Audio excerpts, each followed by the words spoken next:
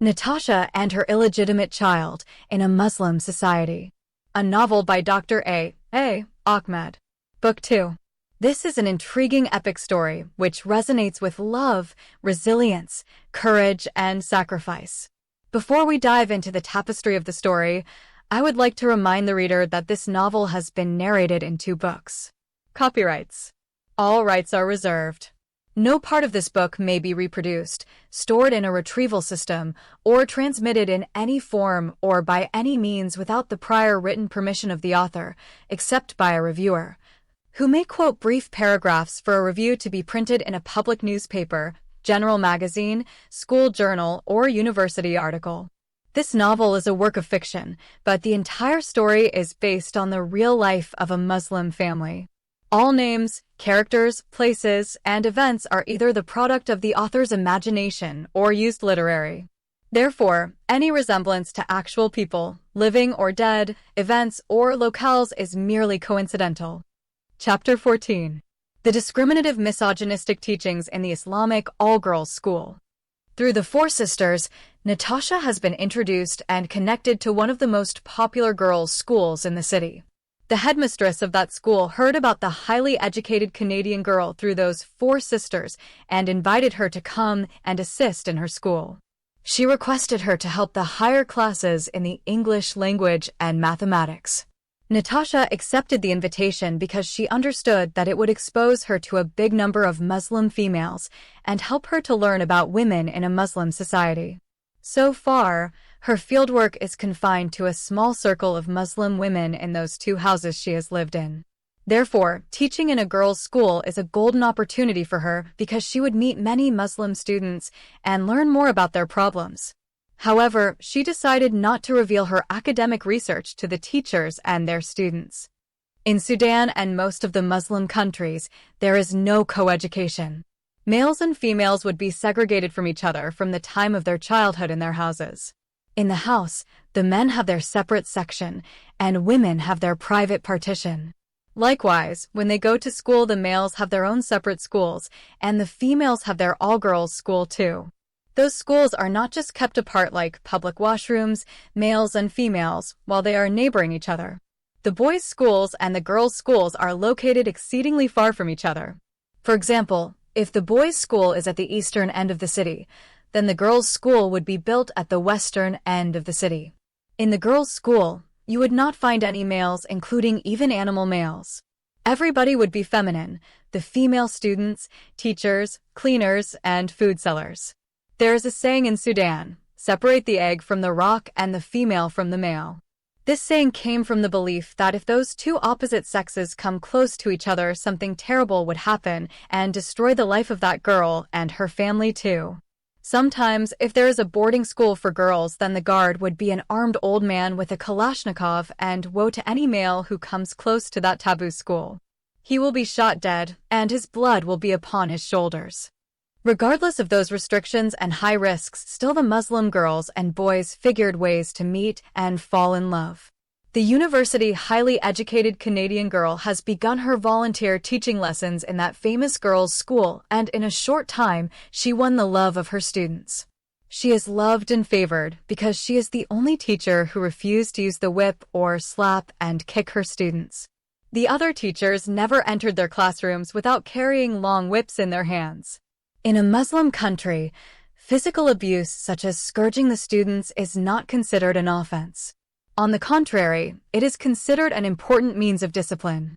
The teacher can beat her students for poor performance, making noise, not dressing properly, having long nails or dirty hands or legs, not properly combing the hair, not listening, talking back to her in an inappropriate manner, bullying other classmates, and other trivial mistakes.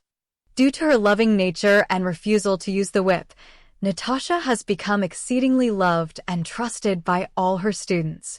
Many girls visited her office and shared their problems with her. Therefore, in a short time, the Canadian girl became a teacher as well as a student counselor for her girls. Most of those girls have similar complaints.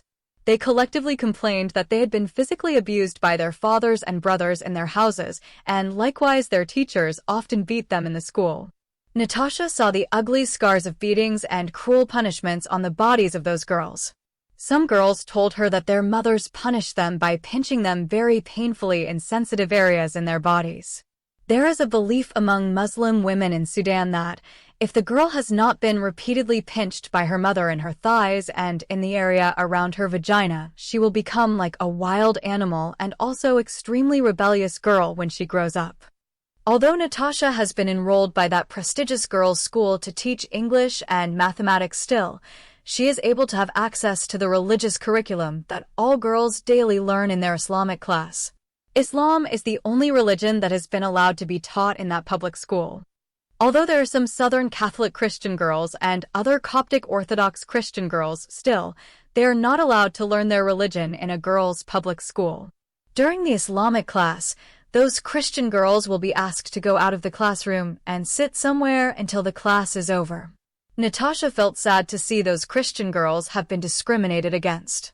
Still, she remained quiet and did not tell anyone that she is Christian too. All girls, including the teachers and the headmistress, are thinking that she is a Muslim like them. Sometimes, those few Christian girls are either asked to leave the classroom during teaching Islam or encouraged by their teachers or classmates to remain in the classroom and learn Islam with the other Muslim girls. Of course, this is against their family's wishes or knowledge. In that way, some of those Christian girls got brainwashed and secretly converted to Islam. Most of the curriculum is based on the teachings of the popular Muslim scholar Abu Hamid al-Ghazali. The Imam Abu Hamid al-Ghazali is the greatest Muslim theologian ever existed after the Prophet Muhammad. He is called the Defender of Islam. He has written around 1,000 books in the fiqh or sciences of Islam. In his well-renowned book, The Revival of the Religious Sciences, al-Ghazali defines the woman's role as 1. She should stay at home and get on with her spinning. 2. She can go out only in emergencies. 3. She must not be well-informed, nor must she be communicative with her neighbors and only visit them when necessary. 4. She should take care of her husband and respect him in his presence and his absence and seek to satisfy him in everything. 5. She must not leave her house without his permission, and if given his permission, she must leave secretly. 6. She should put on old clothes and take deserted streets and alleys, avoid markets, and make sure that a stranger does not hear her voice, her footsteps, smell her, or recognize her. 7. She must not speak to a male friend of her husband even if she is in need of his help. 8. Her sole worry should be her care about her reproductive organs, her home as well as her prayers and her fast. 9. If her husband's male friend calls when her husband is absent, she must not open the door nor reply to him to safeguard her vagina.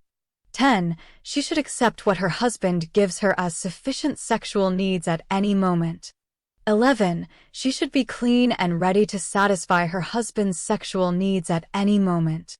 The great Islamic theologian then warns all men to be careful of women, for their guile is immense and their mischief is noxious. They are immoral and mean creatures. Like a true Muslim cleric, al-Ghazali states, it is a fact that all the trials and misfortunes which befall men come from women.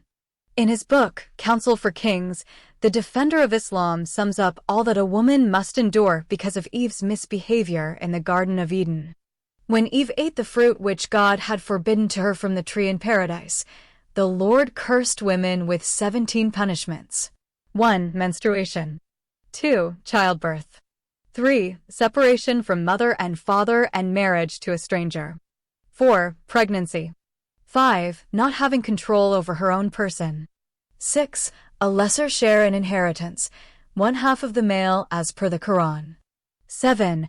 Her inability to divorce her husband and the ability of her husband to divorce her at any time. 8. It's being lawful for men to have 4 wives, but for a woman to have only 1 husband. 9. The fact that she must stay secluded in the house. 10. The fact that she must keep her head covered inside the house.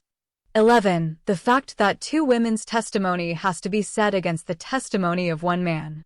12. The fact that she must not go out of the house unless accompanied by a husband or a near male relative. 13. The fact that men take part on Friday and feast day prayers and funerals while women do not. 14. Her disqualification of becoming a leader, imama, khalifa, or any other form of leadership and judgeship.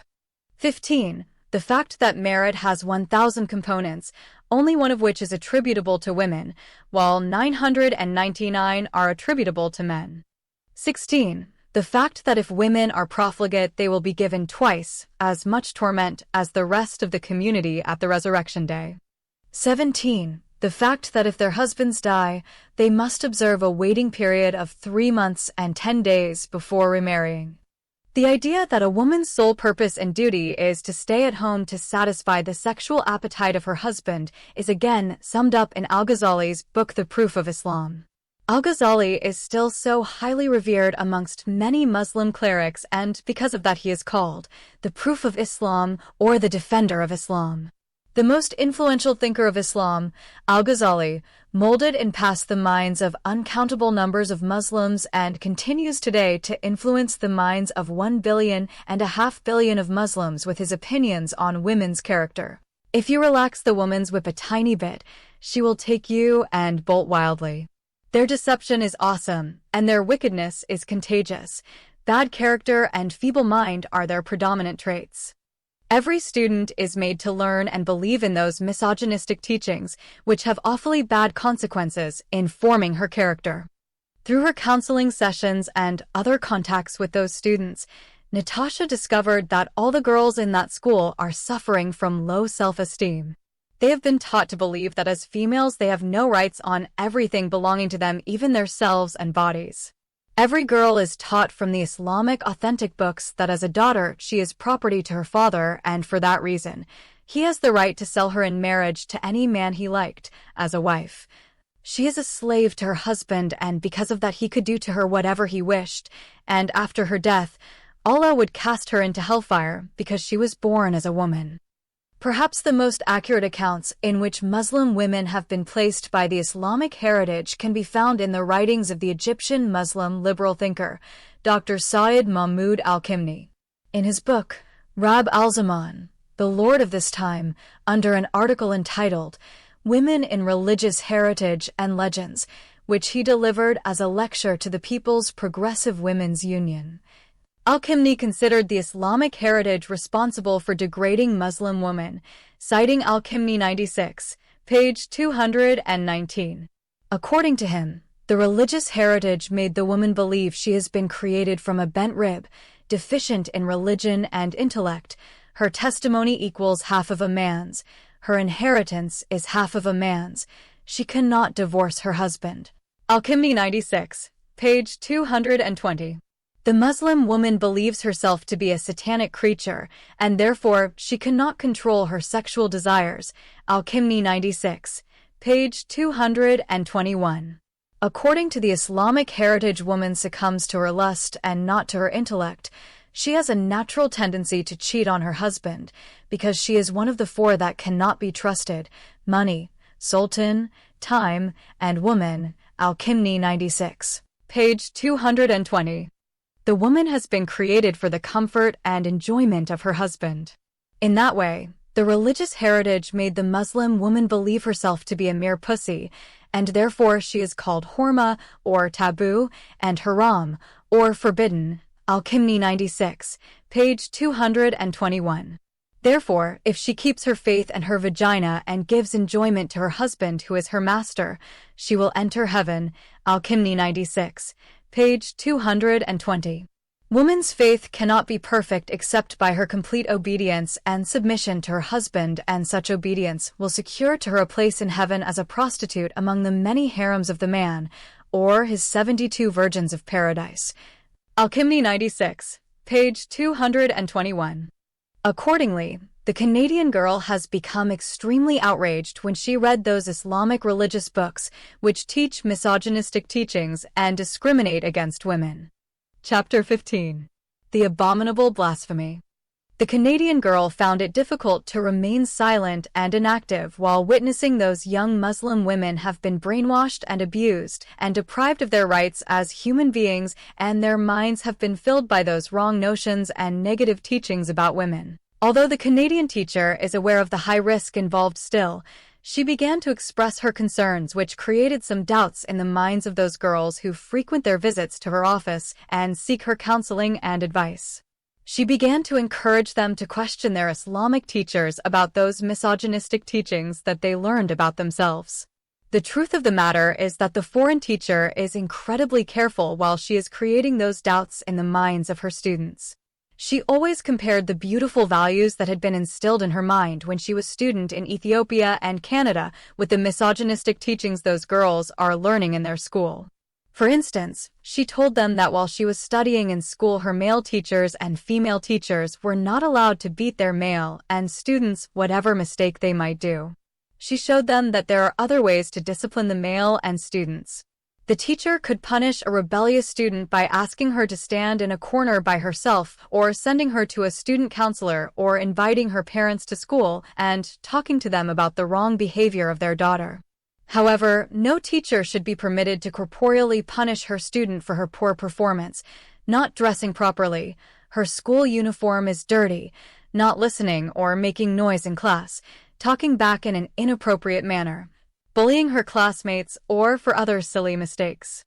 In this way, the Canadian volunteer teacher encouraged her students to tell their parents that they could discipline them without physically beating them. She even told them to refer to the example of her upbringing and schooling in Ethiopia and Canada. Natasha even talked to some teachers about the bad consequences of the physical punishment of the students. She told them that physical beatings would traumatize the characters of those students and in the long run turn them into docile and coward girls with many other mental disorders. Nonetheless, her words and advice fell on deaf ears. Some of those teachers mocked her and said, "That is why women in the West are so free and rebellious and living immoral lives." They quoted to her the common belief of Muslims that in the West the girl can sleep with the man without marriage, woman can marry another woman, and the man can live with another man and both practice sodomy openly. And girls and boys drink alcohol, and also women can smoke cigarettes everywhere. Sometimes, the girls have sex with their fathers and brothers and boys sleep with their mothers and sisters just like animals do. The father would go to jail if he beat his rebellious daughter. A husband will be locked behind bars for life if he killed his wife whom he caught her in bed with another man. A girl can get pregnant out of adultery and deliver her bastard baby and give him to her parents to bring him up. There are no fears of honor killings in the hearts of those uncircumcised infidel girls who sleep with guys like prostitutes do. Even the court will not punish the girl if she became pregnant 10 times without the sanctity of marriage bond. One teacher went to the extent of telling the Canadian girl Natasha that 99% of the Christian Westerners were born bastards or illegitimate children. She then said, "People in the West don't believe in marriage anymore, but like to practice sex and bear children just like the animals do." Regardless of that negative responses of the teachers, still the Canadian teacher in short time has become successful in making her students to see their rights as human beings and rebel against those misogynistic teachings.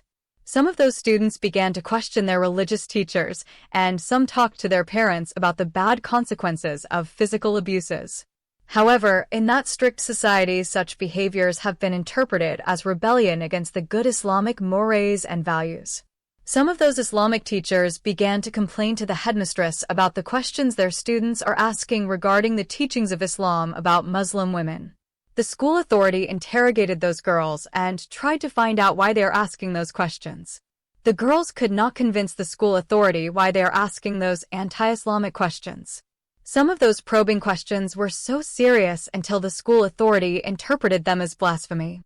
For example, those girls have raised objections to the verses of the Quran in Surah Al-Nisa 4, verse 3, which allows the man to marry 4 wives at the same time, and the verse in Surah Al-Nisa 4, verse 34, which allows the husband to beat his disobedient wife. The father can scourge his rebellious daughter, and the brother can harshly discipline his sister, and in Surah Al-Talaq 65, verse 4, which permits the man to marry an underage girl who has not yet reached the age of puberty. Some bold students said to their teachers that beating them is wrong and in the long run will have bad consequences. The school authority kicked those girls out and told them not to come back until they brought their parents. When the girls brought their mothers, The headmistress informed them what their daughters are saying. The mothers agreed with the school authority that their daughters have no right to ask those questions and should be forced to recant their doubts about the teachings of the Quran on women. The school authority agreed to give the girls a second chance if they agreed to recant their doubts and repent in front of all students, and then be scourged 30 lashes each for their blasphemies. All the rebellious students accepted the decision of the school except one girl. Consequently, that girl has been expelled out of the school. The other rebellious girls have been brought in front of the whole school and forced to repent on bent knees and recant their blasphemies, and then subjected to very painful punishment. Each girl has been lifted up through her hands and legs by 8 big girls, and then the Islamic teacher has given her 30 lashes on her back and buttocks. While they are punishing them in that cruel way, each girl is screaming on top of her voice from the terrible pain and begging the teacher to stop scourging her. In that cruel way, all the so-called blasphemous and rebellious girls have been punished and silenced. The Canadian volunteer teacher Natasha felt terribly guilty when she witnessed the humiliation and cruel scourging of her students. She held herself responsible for the physical and mental tortures those innocent girls went through. However, she knew and understood that if she admitted that she is the one who encouraged those girls to rebel against those misogynistic teachings and cruel corporeal punishments of the school and their parents, then she would shoot herself in the foot and put herself in serious trouble. Although no one in the girls' school could be able to trace the main source from where those bold girls learned their doubts, the expelled girl became the lead that directed her family to Natasha. It happened to be that that girl came from a polygamist home. Her father has 4 wives and many children. He is ruling his wives and children with an iron fist. Her mother, and she had suffered many evils from false accusations and malicious gossip created by the other rival wives and their daughters. Due to that, many times her mother, and she got physically abused by her father. For that reason, she abhorred polygamy, and when Natasha planted the seed of doubts in her mind about that evil practice, she expressed her hatred of polygamy in a bold way. During her Islamic religious class, she bluntly expressed her doubts to her teacher. She told her teacher, in Sudan, if the husband has a wife and marries a second wife, the Sudanese Muslim society will call the second wife al-Dara, which means the evildoer or the woman who brings evil to the first wife. Even in Egypt, the Islamic society nicknamed the second, third, or fourth wife al-Dora, which also means the person who does evil to a close relative. Then she asked her teacher why Islam allows the husband to bring to his first wife another woman who is called by the Muslim society the evildoer. Then that bold student asked, is there any man in Sudan can sleep peacefully in his house if he knows his wife is in bed that night with another man? Of course, there is no husband in the whole world will tolerate that his wife can have sex with another man with his full knowledge and consent. If the man can't stomach polyandry, then why the wife must agree to share her husband with another woman? Every other girl, including the teacher, found the girl's arguments are true and very convincing. Even so, every one of those girls found herself facing a serious dilemma. On the one hand, if she said polygamy is evil and gross injustice against the wife, then she would contradict her holy Quran, which sanctions the practice. On the other hand, if she went against fact and accepted polygamy as good because it satisfies the sexual need of the man, then she would agree for practice, which she knew it is evil and gross injustice against her as a wife. Therefore, no student dared to agree or disagree with the bold girl. The Islamic teacher got so angry and said to her student, "Don't say that again. Never ever use society to judge a license written in the Quran. This license is based on a verse in our holy Quran." Then she referred to the Surah Al-Nisa 4, verse 3. According to this verse, every Muslim man can have 2, 3, or 4 wives at the same time. Even the infallible Prophet Muhammad and his companions had practiced polygamy. After referring to the religious authority, the teacher told her student, "We cannot question anything if it is mentioned in the Holy Quran and the Sunnah of our Prophet Muhammad. May the prayers and peace of Allah be upon him. Therefore, neither you nor me nor any other Muslim has the right to question, condemn, or rebel against polygamy." However, the girl said to her Islamic teacher, "Still I see polygamy as gross injustice towards women, and its practice brings so many evils to the rival wives and their children." On hearing that blasphemous statement, the Islamic teacher kicked her student out of her class and reported the serious matter to the headmistress. The headmistress considered the statement of the girl as an open blasphemy and asked her to bring her parent. When the so-called blasphemous girl brought her mother and asked by the school authority to recant her doubts about polygamy and repent, she refused to do so. The headmistress considered the student's doubts came from Satan the devil. Therefore, she loudly read to her Ayat al-Kursi or verse of the throne in Surah Baqarah 2, verse 255 and rebuked the devil, and then once again ordered the girl to repent and rescind her blasphemous statement. Still, the bold girl has refused to withdraw her statement or repent for speaking the truth. Finally, in front of her mother and her Islamic teacher, the bold girl has been declared by the headmistress an apostate and rebellious student and thrown her out of her school. The trouble of that girl did not end by just being expelled from school.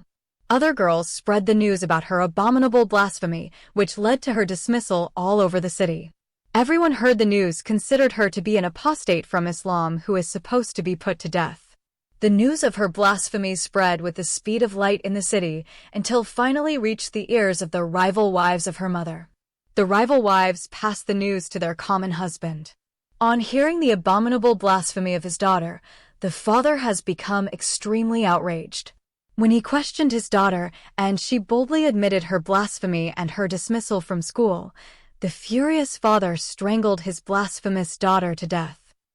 The murder of the apostate daughter by her Muslim father has become a police case. When the police stepped in, the mother of the deceased girl has been arrested and harshly interrogated by the police extortionists. At first, the police thought that the mother was the one who taught her daughter those doubts about polygamy.